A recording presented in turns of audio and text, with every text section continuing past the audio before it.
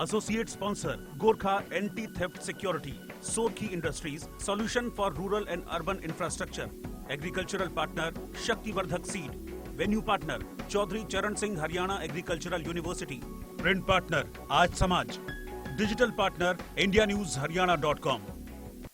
कृषि के बारे में बात करना और कृषि के बारे में अगर बात करेंगे तो कृषि मंत्री का होना भी बहुत जरूरी हो जाता है। तो कृषि मंत्री जेपी दलाल जी इस वक्त हमारे साथ यहाँ मौजूद हैं। उनसे मैं रिक्वेस्ट करूंगी कि वो मंच पर आए और यहाँ के स्टूडेंट्स से भी बात करें और कृषि पर सरकार के कार्यों की भी बात करें।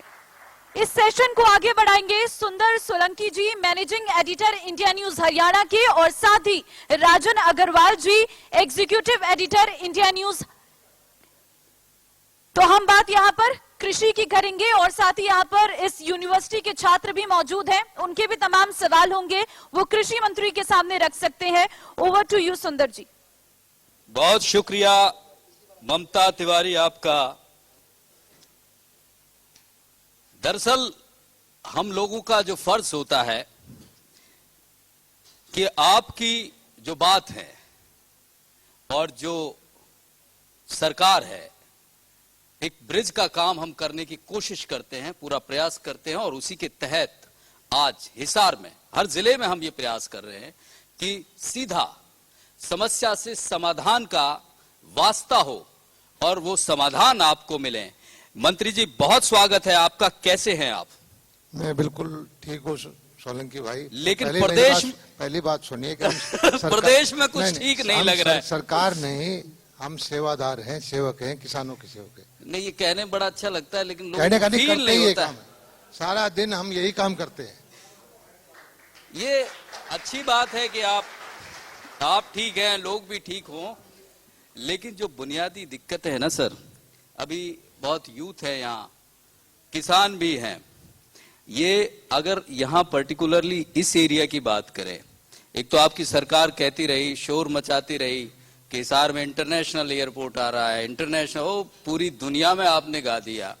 वो कल पता चला जब यहाँ के सांसद ने वो चिट्ठी में जवाब आया कि ऐसी तो कोई बात ही नहीं, आप लोगों ने ऐसा कोई प्रस्ताव ही नहीं दिया। नहीं, ऐसा बात क्या गुजरी है हिसार के लोगों पर, आप सुंदर जी अंदाजा नहीं लगा सकते। सुनिए जी, हमारे यहाँ जो प्रपोजल है वो एक इंटरनेशनल एयरपोर्ट से भी आगे की है। दिल्ली के अंदर इतना ज्यादा किराया है, जो एयरप्लेन रात को रुकते हैं, रिफ्यूलिंग करते हैं, रिपेयर करते हैं, जिससे कि हमें एमआरओ का हब बना रहे हैं जी। उससे उसके साथ मिलते हुए कनेक्टिंग की इंडस्ट्री लगेगी, लोगों को रोजगार मिलेगा, और उसके बाद हमारी जो एयरस्ट्रिप वगैरह फैसिलिटी सारी तैयार हो जाएगी, तो हम इंटरनेशनल फ्लाइट की भी बात करेंगे। इंटरनेशनल एयरपोर्ट क्या होता है? जब यहाँ से विदेशों में, अमेरिका में, कनाडा में फ्लाइट आए, यहाँ अगर हमारे यहाँ पैसेंजर अमेरिका के नहीं होंगे, कनाडा के नहीं होंगे, तो कौन फ्लाइट चलाएगा? पहले यहाँ इंफ्रास्ट्रक्चर तैयार करेंगे, यहाँ एमआरओ हब होगा, सैकड़ों प्लेन रात को उतरेंगे, उनकी सफाई, रिफ्यूलिंग, रिपेयर, मेंटेनेंस वो होगी, और उसके बाद जो हमारी रनवे तैयार हो जाएंगे, इंफ्रास्ट्रक्चर तैयार हो जाएगा, पैसेंजर होंगे, तो निश्चित तौर पर यहाँ इंटरनेशनल एयरपोर्ट बनेगा। पशुपालन भी आपके पास है, ये हवाई जहाज की यात्रा तो आप करवा रहे हैं, लेकिन पशुओं, आवारा पशुओं से किसान भी परेशान है, यहाँ शहर का नागरिक भी परेशान है। ये स्थिति, मतलब कहाँ हवा में उड़ाने की बात, जमीन के जो मसाइल है उन पर ध्यान है नहीं सर? ये सही है कि जब से हमारी सरकार आई है, हमने कोशिश की है कि गोवध ना हो। हमने कानून लेकर के गौ हत्या को बंद करवाया है, और ये उसकी वजह से हमारे भाई जो हैं, क्योंकि हाँ मैकेनाइजेशन हो चुका है, बैलों से खेती होती नहीं, पहले बैलों से खेती होती थी, अब वो भाई छोड़ देते हैं। लेकिन हमने यहाँ पर हिसार के अंदर भी बहुत सारी नई गौशालाएं बनाई हैं। 650 गौशालाएं हैं, जिसमें 4-5 लाख गौएं हमने यहाँ कर रखी हैं, लेकिन अभी भी 80-90 हजार गौवंश सड़कों पे है। हमारी कोशिश ये है कि उनको हम उसमें लेके आए गौशाला में, और किसान भाइयों से भी प्रार्थना करते हैं कि आप सड़क पे गौवंश को छोड़ के रात को आप सो नहीं पाते, खेत की बाढ़ करते हो, अल्टीमेटली खर्चा परेशानी आपको भी होती है। कोशिश करें कि उनको, गौ माता को या गौवंश को सड़कों पे ना छोड़े। आप लोग कुछ नहीं करेंगे? हम कर रहे हैं, मैं बता रहा हूं कि हमने 5 लाख गोवंश को गौशाला में पिछले 4-5 साल में रखा है। राजन जी कुछ कह रहे हैं आपसे, किसानों से। ये अपील का काम करेंगे मंत्री जी। नहीं, अपील तो इसलिए करते हैं, देखिए अब सरकार तो गौ माता को लेके या गोवंश को नहीं छोड़ती। बिल्कुल तो ठीक है। किसान भाई है, लेकिन या गोपालक। किसान भाई जो आपसे अपील कर रहे हैं वो आप कब सुनेंगे? बिल्कुल सुनते, किसानों की वो फिर सुनते अब हैं। सुना है कि कल परसों 21-22 दिसंबर को पंचकुला चंडीगढ़ पहुंचने की तैयारी में ट्रैक्टर लेकर के। देखिए श्यामलात की जमीन का मामला है आपको पता है कि नहीं, अभी तो एमएसपी भी है, अभी तो बहुत सारे में वापस भी नहीं हुआ है। बहुत सारे मुद्दे हाँ। हैं, बहुत उधर सारे वो मुद्दे। मेवात में भारत जोड़ो यात्रा है और यहाँ इधर चंडीगढ़ मैं की एक तरफ चीज आपको, पूरा हरियाणा ही बांध मुझे दिया ये यात्राओं स्वीकार में। करने में कोई दिक्कत नहीं है कि छोटा किसान दिक्कत में है, और भारत सरकार के आंकड़े भी ये कहते हैं कि एक सम्मान के लिए खेती करता है उसको कोई अच्छा लाभ नहीं होता। 27 रुपए की 28 रुपए की उसको मजदूरी मिलती है। और इसी चीज को देखते हुए पिछले मोदी जी जब से आए हैं हमने तो तरह तरह की योजना लेके आए हैं। आज मैं एक चीज बताता हूं, आज किसानों को all time high price basmati धान की मिल रही है, जो इतिहास में कभी नहीं। ये भी बताइए कि आज की तारीख में एक सेकंड मेरी बात पूरी होने नहीं, दे। एक सेकंड में जोड़ता चलता हूँ साथ में आपकी बात। आज की तारीख में सबसे महंगा पेट्रोल, सबसे महंगा डीजल भी है। नहीं, ये भी नहीं है। हाँ। ये भी नहीं, ये भी नहीं। जोड़ते ये भी चलिए। नहीं है। पहली बात तो मेरी बात सुनिए, सबसे ऑल टाइम हाई प्राइस इसकी कीमत धान की मिल रही है, बासमती की मिल रही है, गन्ने की मिल रही है, कपास की मिल रही है, सरसों की मिल रही है, ग्वार की मिल रही है, और जो और दूसरी तरह की काम करते हैं किसान उनको भी फायदा होता है। मैं ये नहीं कहता कि किसान को अमीर बना दिया, लेकिन आप किसानों के अंदर जाके पूछिए कि उनके लिए क्या क्या हमने काम किया है। 85% सब्सिडी माइक्रो इरिगेशन के लिए, सिंचाई का बजट दोगुना।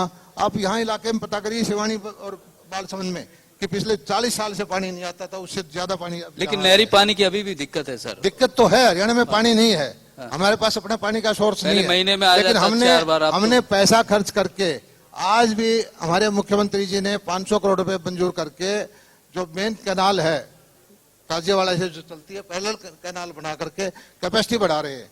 पंपों के नए रिपेयर किए हैं, दक्षिण हरियाणा में पानी दिया है, पौंड अथॉरिटी बनाई है, तरह तरह की स्कीम लेके हम जो है किसानों के हित के काम कर रहे हैं। अब देखिए, आपने तो वो बता दिया कि किसानों को कहाँ कहाँ रेट ज्यादा मिल रहे हैं, कहाँ कहाँ रेट ज्यादा आप ले रहे हैं, ये इस पर भी प्रकाश डालिए।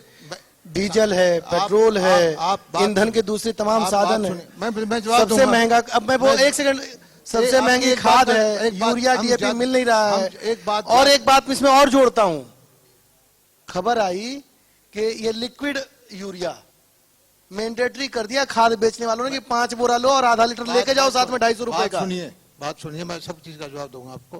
पहली बात तो एक बताइए कि हमारे प्रदेश में के पड़ोस में कांग्रेस की सरकार है, हम ट्यूबवेल का रेट लेते हैं 2,500। कांग्रेस से बात सुनिए, पड़ोस के राज्य की बात बोलने हरियाणा में क्यों करने किसान वहां का भी है, किसान वहां भी है, किसान वहां भी बैठे हैं। वहां जेपी दलाल नहीं है ना कृषि मंत्री? 40,000 रुपए का साल का बिल है। कृषि मंत्री जेपी दलाल हरियाणा के कृषि मंत्री 2,500 रुपए देते हैं। हम जो है, आप ये बताइए कि यूरिया 266 रुपए कब से मिल रहा है? जब से कांग्रेस की सरकार में हर साल कह रहा हूँ कि 362 रुपए करने का दाम आप दे रहे हैं, राजस्थान थोड़ी दे रहा है। डीएपी का रेट सिर्फ 100 रुपए बढ़ाया है। किसान के जो जितनी इनपुट है उसकी कॉस्ट को कंटेन करने की कोशिश की, सिवाय एक चीज को छोड़ करके, डीजल पेट्रोल करके, बाकी और किसी चीज का किसान का हमने कोशिश की है कि भाव ना बढ़े। दूसरी बात आपने बताई, आपको कौन सी पेस्टिसाइड पे आप बात यहाँ आप करेंगे उनसे। हाँ जी, आप आ जाइए, आप मेरे से बहस करिए, आ जाइए। आपसे बहस नहीं करा, पहले इनका तो कर लूं मैं। हाँ, मैं एक चीज बताता हूँ इस पे, डीएपी और यूरिया पे आज से 3 साल पहले भारत सरकार को विदेश में इंपोर्ट करने में 50,000 रुपए का घाटा होता था। इस साल 2,50,000 करोड़ रुपए का घाटा हुआ है।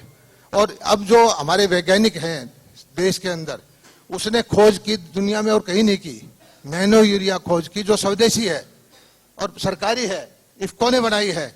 हम किसानों को कहते हैं 220 रुपए का, आप इसको डाल के देखिए, क्या बुराई है इसमें? वो गलत काम थोड़ा कर रहे हैं।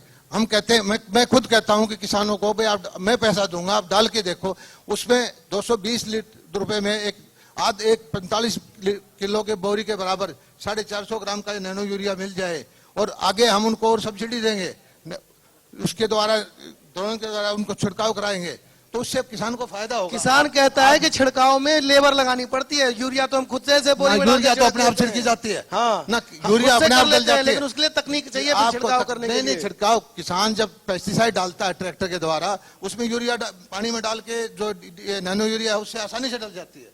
ये जो है एक एजेंडा सेट किया जाता है कि किसान को शुरू में सही रास्ते पे ना चलने दो, लेकिन मैं कहता हूं कि नैनो यूरिया देश हित में है, किसान हित में है, स्वदेशी है, सरकारी है, और कोई इसमें गलत चीज नहीं है।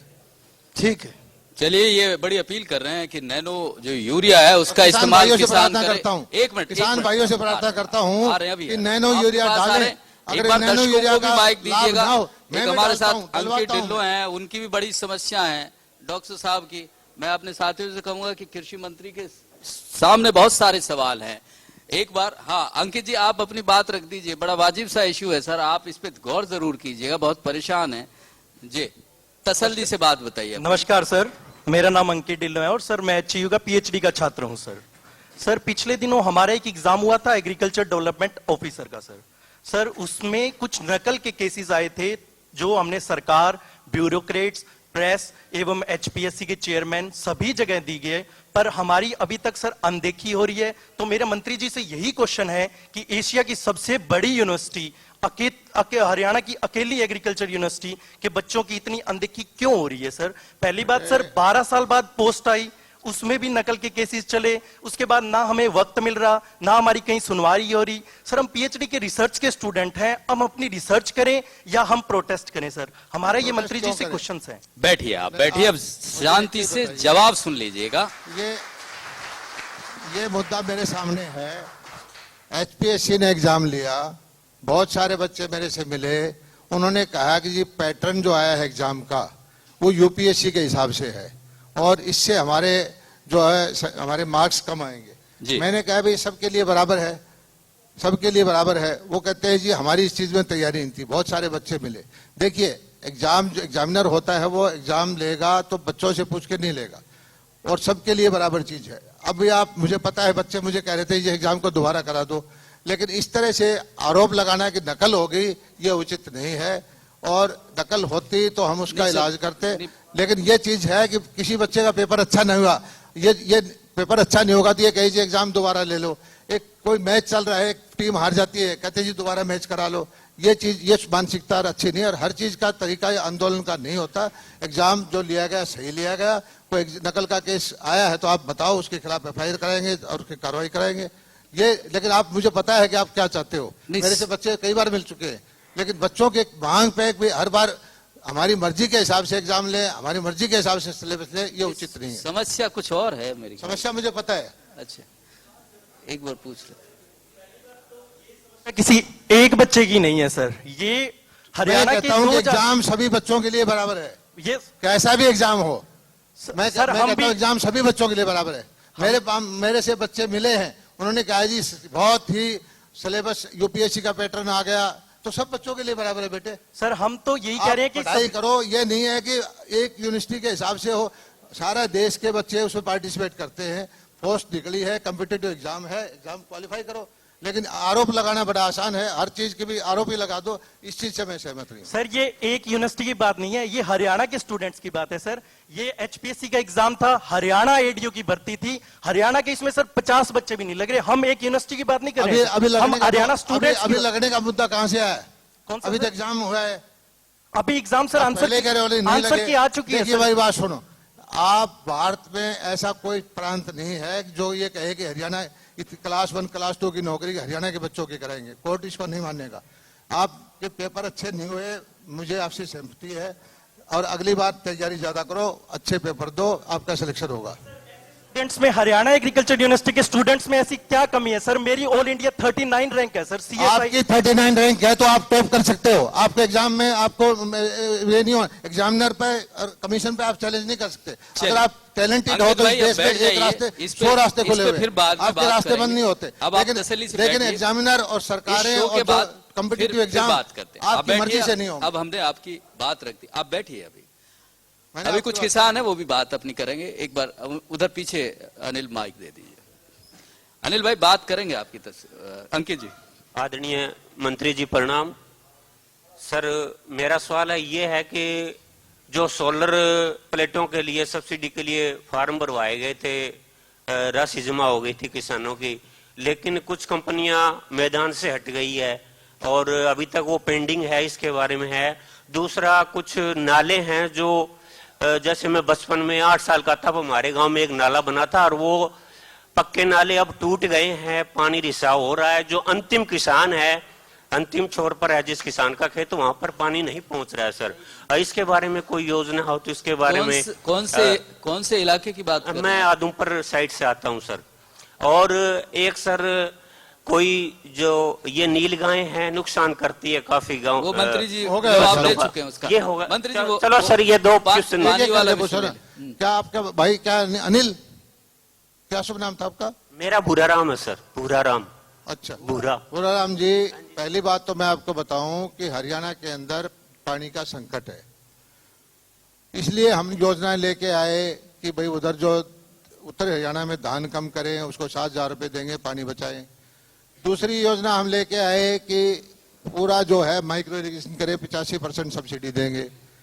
तीसरी योजना मुख्यमंत्री जी ने ये की है, सारे खाले पक्के कराएंगे, लेकिन शर्त यह है कि आप माइक्रो इरिगेशन पे आए, फ्लड इरिगेशन को छोड़ दें। जो अप्लाई करेगा खाले के टेल वाला, किसी ऐसे वाला कि हमारा ये चक है 100 एकड़ का, हम इसमें फुहारा, ड्रिप या मिनी स्प्रिंकलर से सिंचाई करेंगे, टैंक बनाएंगे, उसके लिए हम टैंक बनाने की सब्सिडी देते हैं, सोलर प्लेट भी हम लगवाते हैं, ड्रिप पे 85% सब्सिडी देते हैं, और हमारा कोई किसान को तंग करना मकसद नहीं है, और उसका खाड़ा भी रिपेयर करते हैं। हम ये कोशिश कर रहे हैं कि जो पानी हरियाणा में उपलब्ध है उससे हरियाणा के सारे किसानों को पानी मिल जाए। और आपका खाड़ा बनाने के लिए, छोटी जोत के लिए भी है, बड़ी जोत के लिए, कैसा भी हो, और आप उसमें माइक्रो इरिगेशन का डिपार्टमेंट मिला के हमने मिकाडा बना दिया है। मिकाडा पे अप्लाई करिए कि हम माइक्रो इरिगेशन के द्वारा सिंचाई करना चाहते हैं, आपका खाड़ा भी पक्का होगा, आपको टैंक की सब्सिडी मिलेगी, आपको फुहारे की या ड्रिप की पैसा भी मिलेगा। और बात सुनिए, इस माइक्रो इरिगेशन हमारे क्षेत्र में मुझे पता है 800 लोगों ने टैंक बनवाए हैं, और 1-1.5 साल के अंदर अकेले भिवानी जिले में उतनी माइक्रो इरिगेशन अपनाई गई जितनी पिछले 20 साल के अंदर अपनाई गई है। और मकसद ये है कि एक एक बूंद से खेती हो, खेत को पानी भरने से एक मानसिकता है कि उससे तो घास पैदा होगा, फ्लडिंग से फसल ज्यादा नहीं होती, पौधे की जड़ में पानी देने से फसल ज्यादा होती है। और किसान भाइयों से मैं प्रार्थना करता हूं हाथ जोड़ करके कि पूरा बजट है हमारे पास, जो भी माइक्रो इरिगेशन मिकाडा में अप्लाई करेगा उसको सिंचाई के लिए खाड़ा भी बनेगा, टैंक बनाने के लिए पूरी सब्सिडी मिलेगी, सोलर प्लेट लगाने के लिए और फुहारा लगाने के लिए पैसा मिलेगा। जोरदार तालियां हो जाए अगर आपके लिए ये महत्वपूर्ण बात लगती है कि सरकार इस तरह से काम कर रही है जो दलाल साहब दावा कर रहे हैं। दलाल साहब एक बात बताइए, ये जो आप लोगों ने पिछले 8-8.5 साल में जो हालात बनाए हैं दिल्ली से लेके हरियाणा तक, उनमें क्या आप जो ये आने वाली पीढ़ी है इसको मशवरा देंगे कि ये किसान बने? मैं समझा नहीं आपका सवाल। मतलब क्या खेती इस तरह का प्रोफेशन बन सकता है जिससे व्यक्ति अपनी तरक्की, खासकर युवा जो किसान कर रहा है, मुनाफे का सौदा है या नहीं? मुनाफे का सौदा, अगर आप परंपरागत खेती करेंगे तो उसकी तो पीक पे जा चुका है। अब गेहूं का, धान का या बाजरा का, कपास का, उसमें एक लेवल के बाद इससे ज्यादा बढ़ोतरी की गुंजाइश नहीं है। लेकिन फसलों का भी विविधीकरण करना पड़ेगा, आपको जो दूसरी एक्टिविटी उसमें जाना पड़ेगा। मैं आपको छोटा सा एग्जांपल देता हूं। पिछले साल हमने ध्यान दिया कि खारा पानी की जमीन में कितनी आमदनी होती है, बारिश होती है, नीचे का जल सिंचाई नहीं है तो बारिश में 20,000 रुपये साल की, 30,000 रुपये साल की। 400 फार्मर हमने तैयार किए सरसा में, 100 फार्मर हिसार से 20 किलोमीटर पे हमारे यहाँ शिवानी में है। 2.5 एकड़ के अंदर हम सब झींगा पालन के लिए सब्सिडी देते हैं। 18-19 लाख की लागत आती है, 9 लाख रुपए उसको महिला को 60% और SC-BC को 50%, मेन को 40%, लगभग एवरेज 9 लाख रुपए सब्सिडी देते हैं। और 6 महीने के अंदर 7 टन 8 टन का उत्पादन होकर के लोगों ने 20 लाख 25 लाख 30 लाख का प्रोडक्शन किया है, सेल की है। मैं व्यापारी भी हूं, किसान भी हूं, बिजनेसमैन भी हूं, मुझे ऐसा कोई बिजनेस दिखाई नहीं देता कि 6 महीने में सारी कैपिटल कॉस्ट निकल जाए, साथ में प्रॉफिट भी निकल जाए। इस बार हालांकि थोड़ी सी दिक्कत आई है। आखिर में क्या हुआ कि ये एक्सपोर्ट होता है, हमारा अमेरिका में जाता है, तो इस बार भाव टूट गया था। लेकिन उसके लिए मैं इंफ्रास्ट्रक्चर बनवा रहा हूँ, कोल्ड स्टोरेज बनवाऊंगा, प्रोसेसिंग यूनिट बनाऊंगा, किसानों को माल बेचना ना पड़े तो उसको कोल्ड स्टोरेज में रख के उसकी 80% पेमेंट करवा दूंगा। लेकिन जो किसानों के बच्चे हैं, मैं कहता हूं कि खारे पानी की लाखों एकड़ जमीन है हरियाणा में, आप ट्रेनिंग लीजिए, पानी टेस्ट करवाइए, आपको पूरी सहायता देंगे। पिछले दिनों मैंने यहाँ फ्लेमिंगो में 70 कंपनियां भी बुलाई थी, और इससे लाभ का कोई कारोबार हो नहीं सकता कि 2.5 एकड़ में आप 6 महीने में 10-12 लाख रुपए कमा सके। मशरूम की खेती इस तरह कर सकते हैं, बागवानी की सब्जी की कर सकते हैं, बहुत तरह के काम हैं। इस तरह के काम अगर आप डाइवर्सिफाई करेंगे तो किसानी चलेगी। हमारी समस्या है कि जो छोटी है और 2-2.5 एकड़ का किसान वैसे कैसे सक्षम होगा, तो उसको कुछ ना कुछ शहद का काम करे, मशरूम का काम करे, या सब्जियों की खेती करे, या फलों की करे, कुछ ना कुछ करना पड़ेगा। शुरुआत में सोलंकी जी ने आपका हालचाल पूछा, आपने कहा ठीक है। सरकार का हालचाल कैसा है? सरकार ठीक चल रही है। कह रहे मुख्यमंत्री बदल रहे हैं, फिर कह रहे मंत्री बदल रहे हैं। ये मीडिया का काम है, आप लोगों का काम है, आप बदलते रहिए। मंत्री जनता से कितना मिल रहे हैं? मैंने कहा कि मैं तो जनता का सेवक रहता ही जनता में। दलाल साहब तो रहते हैं दिल्ली में भी वैसे, बैठे हैं, ये प्रधान मानना सेवक, पड़ेगा राजन जी, प्रधान मानना सेवक पड़ेगा। दलाल साहब जब भी जनता से ऐसे रूबरू होने का मौका होता है, क्यों दलाल नहीं साहब जाएंगे? ने कभी ना मैं तो नहीं। आप जल्दी छोड़ो, मैं सिसवानी में मिलूंगा, बहल में मिलूंगा, किसान के कभी कभी तो आप हाथ आते हो, जल्दी छोड़ कैसे थे? अच्छा, मैं ये कह रहा कि कल एक फरमान जारी हुआ चंडीगढ़ से, हर मंत्री को संगठन के दफ्तर में 2 घंटा लगाना होगा। तो अच्छी बात है। तो ऐसा क्यों? नहीं तो अच्छी, कोई कुछ लोगों की परफॉर्मेंस पे सवाल हमारी उठ रहे। भारतीय जनता पार्टी के केंद्रीय कार्यालय में देखिए, पिछले 5 साल से हर रोज 2 घंटे कोई न कोई मंत्री बैठता है। तो उसको कॉपी करा हमने हरियाणा में, बीच में बंद हो गया था, फिर दोबारा बैठा देंगे। दरअसल राजन जी कह रहे हैं कि ये जो आपकी मंत्री और आपकी जो सरकार है ना, लोगों से कनेक्ट नहीं हो पाती है, या उनसे मिलती नहीं है, या लोग नहीं मिल सकते हैं आप लोगों से। पहली बात तो हम लोगों के बीच में रहते हैं। इंडिविजुअल मत लीजिएगा, ये सवाल सरकार इंडिविजुअल नहीं है कि मत हम हो सकता है जेपी दलाल आपके लिए मिलते कह हो। चुके हैं, आप तो मिलते हैं। देखिए सोलंकी जी, वो पुरानी वाली सरकारों की मानसिकता में हमारी नहीं है। पुरानी सरकार एमएलए मंत्री बन जाते थे और मालिक बन के काम करते थे। हम किसानों के बच्चे हैं, गांव में रहते हैं, और जो सामने बैठे रहते हैं जनता, उसको समझते हैं। लोकतंत्र में वही मालिक है, और उनको हम कहते हैं कि भाई हम आप जनता में कांग्रेस और भाजपा का फर्क देखते हैं कि नहीं? सरकार नहीं है, हम सेवक है। नहीं, जनता में कांग्रेस और भाजपा दिखाई देते हैं कि नहीं? वो आप उनसे पूछिए। अच्छा दलाल साहब, चलिए एक सवाल ले लेते हैं। परिमल जी का रहता है, बड़ा वाजिब सा सवाल वैसे उठाते हैं। उनका काम दिन भर जवाब देने का है, सवाल कभी कभी लेते हैं। नहीं, सवालों के जवाब ही तो बताते हैं। मैं जवाब ही देना चाह रहा हूं सर, सवाल नहीं देना चाह रहा। जैसे हरियाणा में पानी की कमी है, और बरसात के दिनों में यमुना में बहुत ज्यादा अथाह पानी बहता है।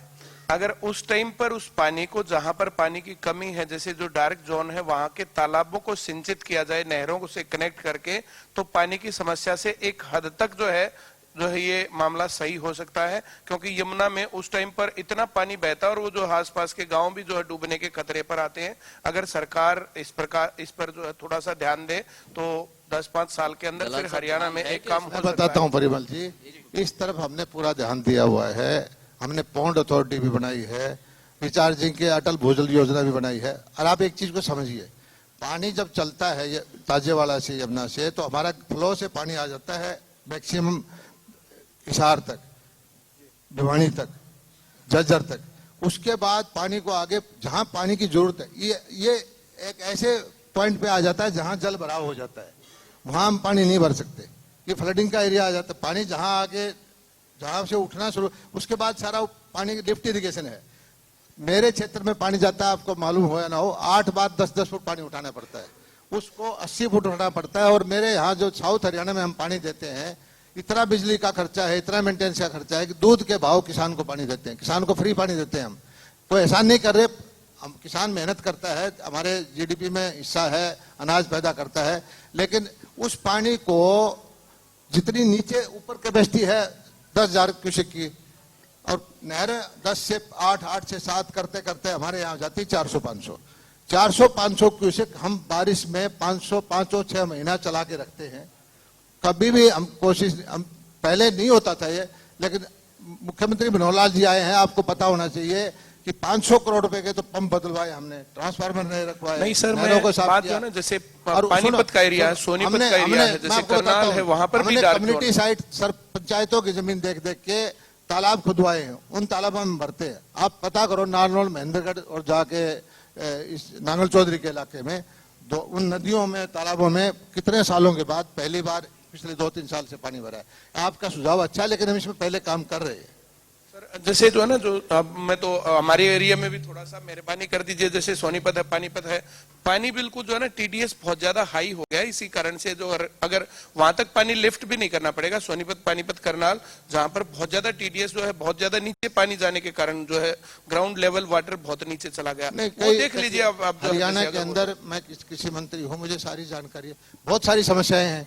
5-6 लाख एकड़ जमीन तो ऐसी होगी जिसके अंदर बिजाई नहीं हो रही। अब उसमें हमने शैलो ट्यूबवेल लगाए हैं कि भी उस पानी को, अगर वो पानी यूज करने लायक है तो उसको नहर में डाल दो, हमारे दक्षिण हरियाणा में ले जाओ। अगर वो पानी खारा है तो उसको ड्रेन में डाल करके फ्लडिंग में, जमुना में डाल दो। तो इसको, जमीन को ठीक करने के लिए इसको ठीक कर रहे हैं, और वो सलाइन वाटर है, अगर यूज करने लायक है तो नहर में डाल के आगे ले जाते हैं। पिछले 25-30 साल में सिर्फ 20,000 एकड़ जमीन ठीक की थी। एक साल में हमने 20,000 एकड़ जमीन की, अगले साल 50,000 एकड़ जमीन ठीक चलिए, करेंगे। बधाई के पात्र हैं आप। हम लेकिन काम सर- कर रहे हैं, और काम का असर किसान को दिखाई लेकिन सर देगा। एक सवाल आता है, जब आप एक मिनट, जैसे यूरिया की कमी हर टाइम पर रहती है सर, मैं जो है जैसे ये जो है, अगर किसानों को थोड़ा सा ऑर्गेनिक फार्मिंग की तरफ प्रेरित किया जाए कर रहे हैं तो उसमें ज्यादा काम। बेटर हो सकता हमने है। प्राकृतिक खेती की तरफ ध्यान दिया है, और किसान भाइयों से प्रार्थना की है कि कम से कम अपने सेल्फ यूज के लिए 1 एकड़, आधा एकड़ आप प्राकृतिक खेती करें।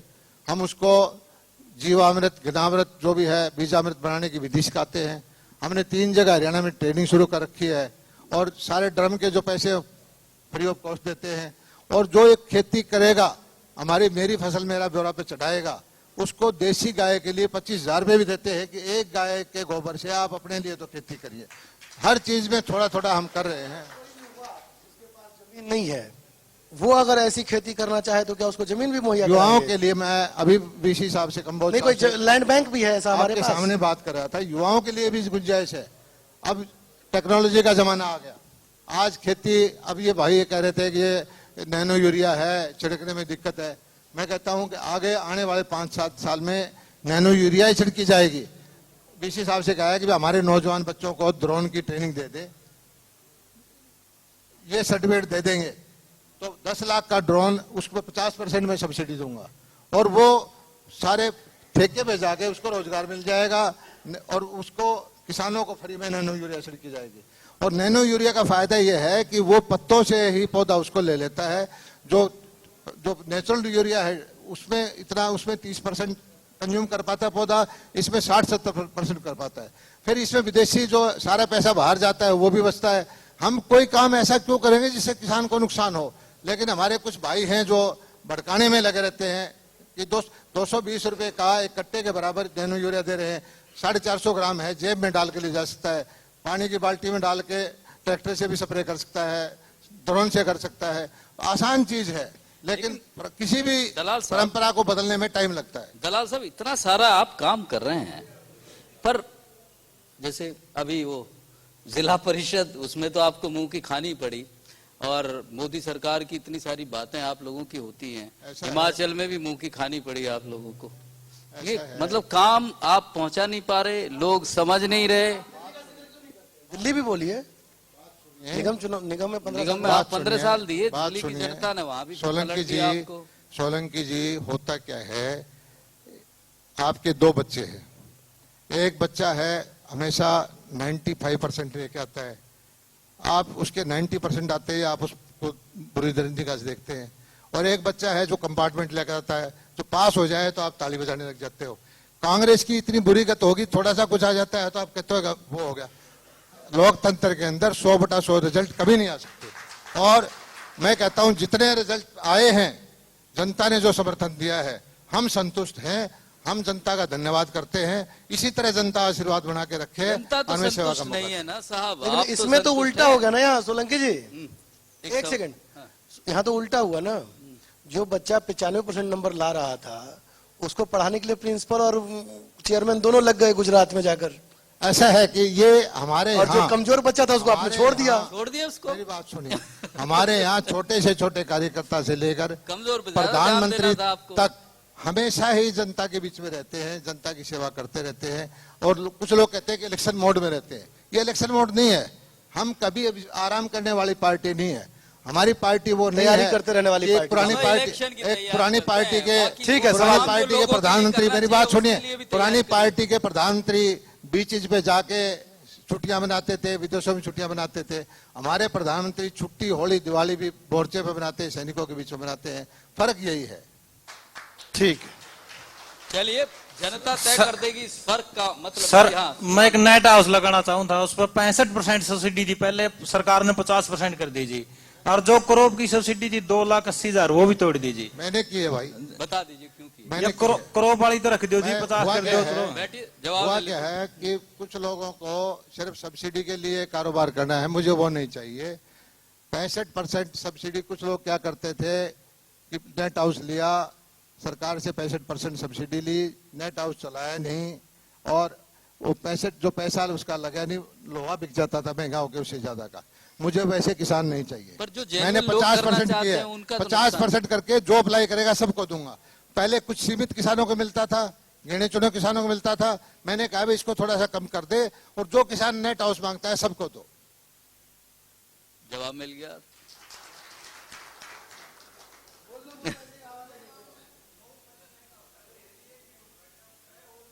मैं आपको अकेले को नहीं कह रहा, ऐसी शिकायतें आई हैं, लेकिन आप सब्सिडी के लिए व्यापार कर रहे हो या खेती करने?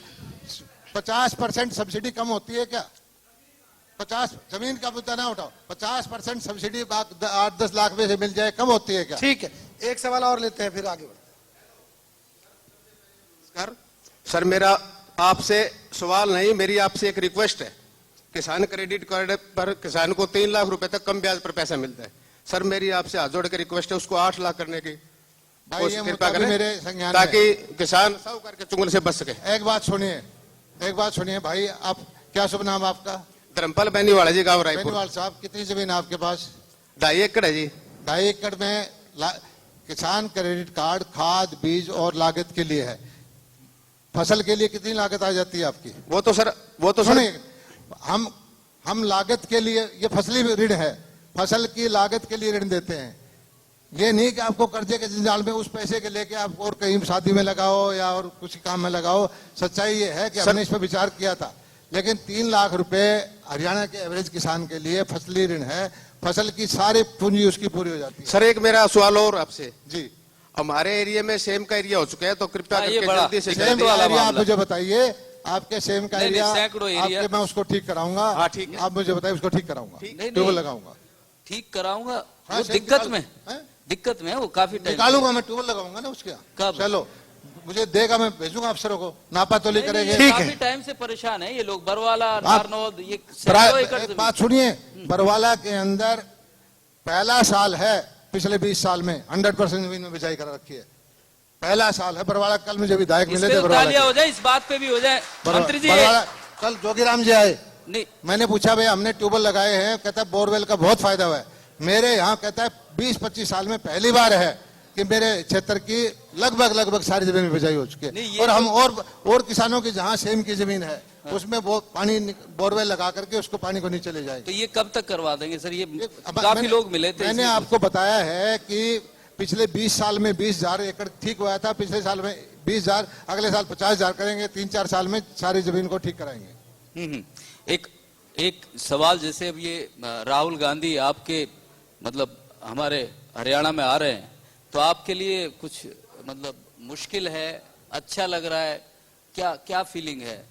राहुल गांधी की भारत जोड़ो देखिए, यात्रा वैसे हरियाणा तो में। हर पार्टी को जनता में जाने का हक है, अपने अपने तरीके से जनता से समर्थन मांगने का हक है। और मैं राहुल गांधी जी यात्रा कर रहे हैं, इसका स्वागत करता हूं, क्योंकि राहुल गांधी जी विदेशों में पढ़े, सिक्योरिटी में पढ़े, उनका जीवन शैली दूसरी थी। उनको मौका नहीं मिला भारत को देखने का। और भारत इतना बड़ा देश है, इसको कोई 100 दिन में 50 दिन में नहीं देख सकता। कम से कम हमारे को, मुझे 66 साल का हो गया, मैं 10-15 साल भारत के गांव-गांव में, गली-गली में घूमा हूं।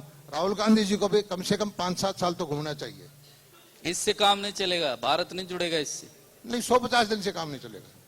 कैसे काम चलेगा, वो भी सलाह मशवरा दे दीजिए कांग्रेस को। बता दो दिया 5-6 महीने लग, 5-6 साल पार्टी में नहीं हूँ, मैं अपने विचार प्रकट कर सकता हूँ। नहीं, आपको इतनी सहानुभूति है कांग्रेस से, अच्छी बात है, उनको घूमना ही चाहिए। लेकिन क्या हरियाणा के नेताओं के बच्चे, बीजेपी के नेताओं के बच्चे विदेश में नहीं पढ़ते हैं?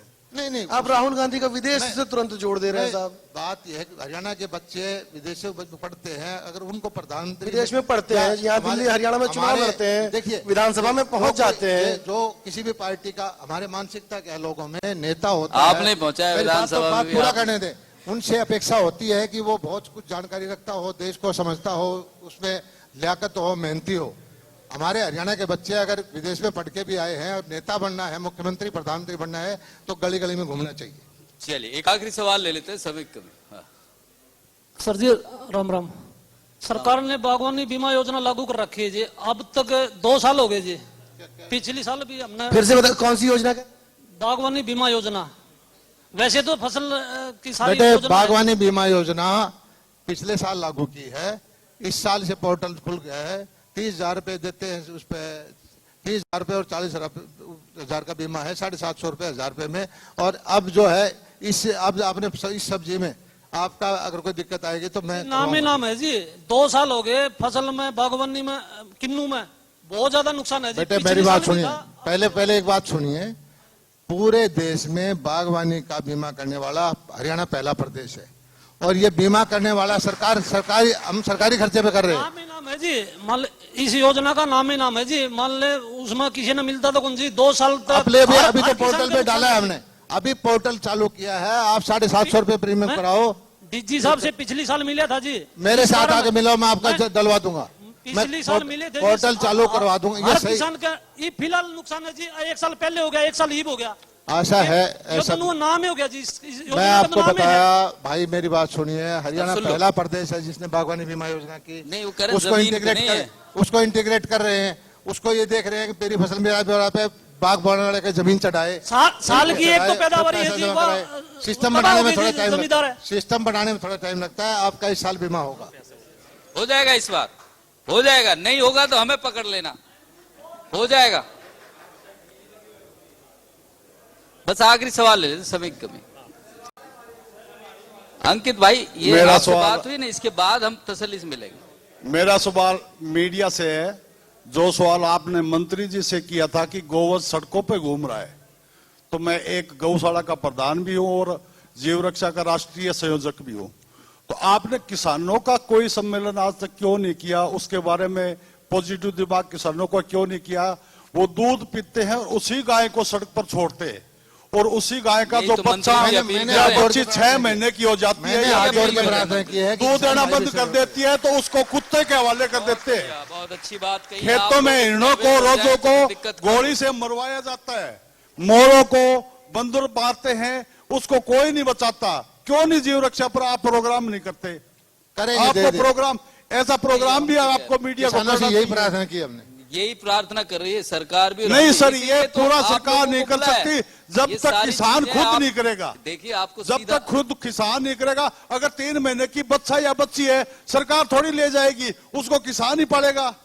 उसी को शहर के अंदर छोड़ते या सड़क पर छोड़ते, हमारा कुत्ते खाते हैं उसको। अगला कार्यक्रम इसी पे होगा। या अगर गौशाला में छोड़ते, हम भरोसा दिलाते हैं, मंत्री जी भी रहेंगे उसमें। उसको ना ही तो गौशाला में देते हैं, उसको सड़क पर छोड़ते हैं मरने के लिए, और हिरणों को, नील गायों को गोलियां से मरवाते हैं।